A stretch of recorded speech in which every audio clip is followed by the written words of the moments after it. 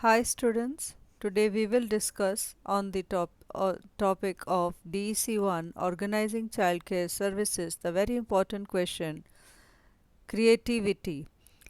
It is mostly asked in the many last year questions that how an educator can promote the development of creativity in children.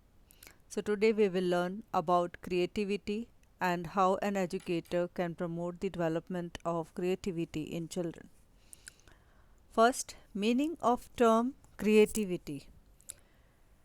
In simple words, if we speak that creativity to create means to bring into being. Creativity involves thinking in new and original ways, breaking away from the old traditional patterns of thinking. It involves a recombination of ideas to produce a new product, which may be a new idea or an object.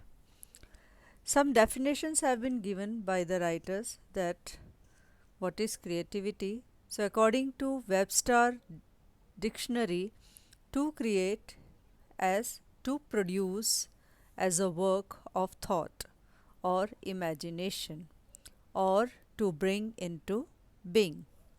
According to some experts, creativity is the recombination of ideas and restructuring of ideas.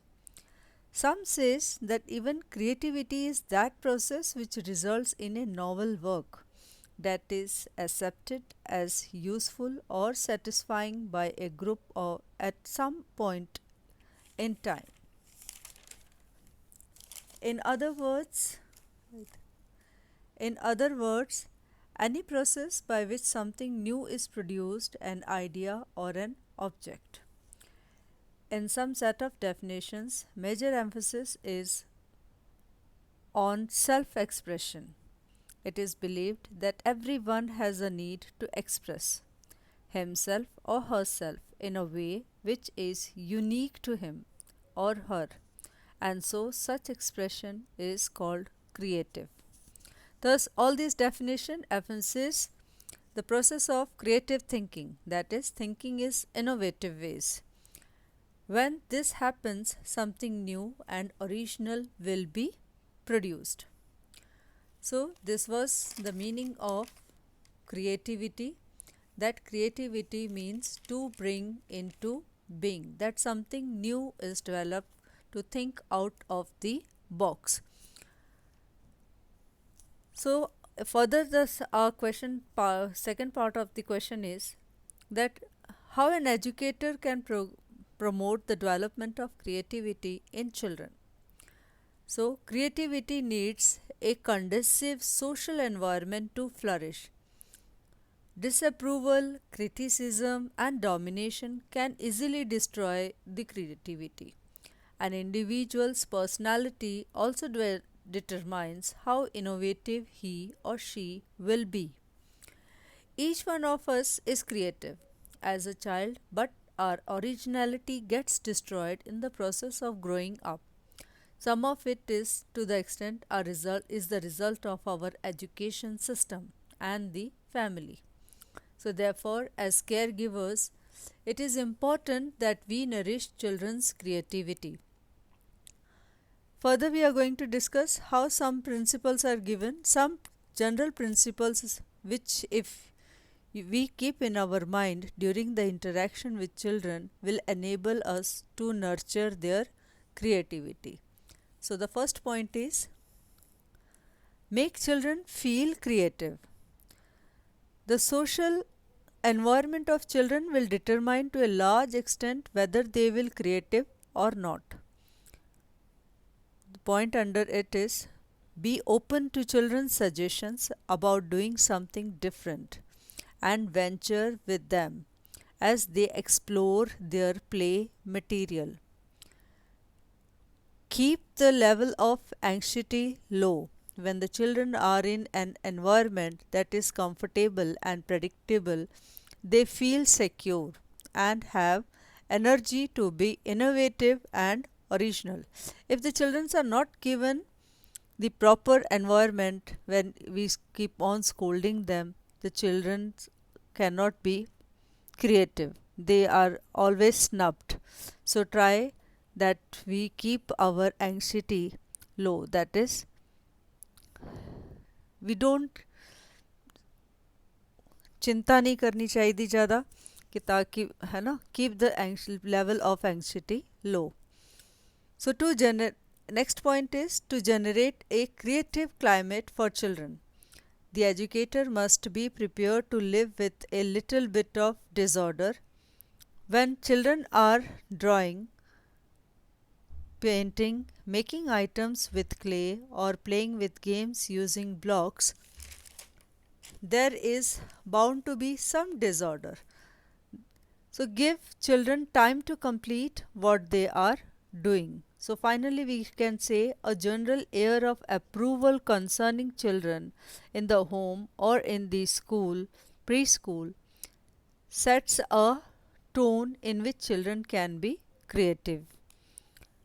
Our second point is the creative process is more important than the product.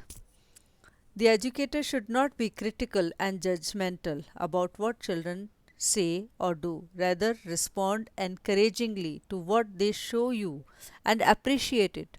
Children's drawings or models or stories are not likely to correspond to adult standards, but that is not important since their intention is not to capture the real world. No matter if the apple the child has painted is purple in color. So, the creative process is more important, not the product is more important. Yes. So, our third point is that do not reward children for activity which they like to do in the first place in the absence of reward. So, if the child is working on its own, he is doing something new on itself. So, we should not always keep him rewarding. Okay, you can say good, very good, you have done. That doesn't mean that you should reward him. Yes, give him money or you give him the, yeah, I will buy you this thing. So we should not reward the child every time if he can do better without the reward. Sometimes children will be more creative when they participate in an activity in which they find interest, enjoyment, and satisfaction and challenge. In other words, they will be more creative when they are motivated from within. It has often found that if children initially show a high level of interest and motivation in a task, and when they are rewarded for the activity, they lose interest and creativity goes down. So therefore, when we find that children can find activities pleasurable in the absence of any reward, so we should not begin to reward them for it. So maintain a delicate balance between praising the children and not diminishing their desire for the task. So our next point is, I hope so you might be understanding what I am trying to speak over here. If you don't understand English, so you can ask me, I can translate in other language also, in Punjabi or in Hindi. Our next point is, fourth point, encourage children to make choices. Instead of telling children that they must draw, you can give them a chance to select what he wants to do. So let him choose between drawing, painting, making a collage, or making models with clay. So therefore, the educator must help children when they need it, but not impose their ideas on them. So keep a collection of unstructured play materials in the home or center. This can be used in different ways by each child and they encourage creative expressions. So next point is, fifth point, that the schedules sometimes some activities each day that allow self-expression and make these activities as creative as possible. So while formulating the curriculum and the schedule of activities for the day in the preschool or in the schools, primary schools, one must be careful to see that you have provided enough activities that will foster the child's creativity. So, such most activities, such as we can say that painting, dancing, working with clay, collage, your movement activities, storytelling, and dramatization can be creative. So, some schedule, while making the schedule for the children, a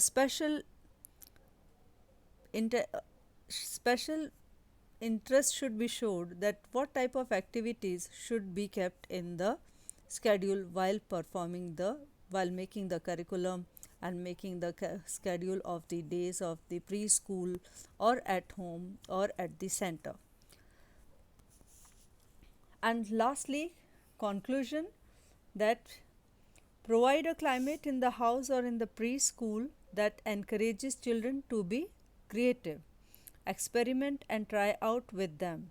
Encourage them to make choice. Do not be critical of their work, rather appreciate what they make. So this was the question, that how we can foster, educator can foster the development of creativity in children, that how we can develop the creativity in children. So we done the definitions what is creativity, and we had done the 5 points that how we can make, that is, first, the first point was that make children feel creative. Then second point was the creative process is more important than the product.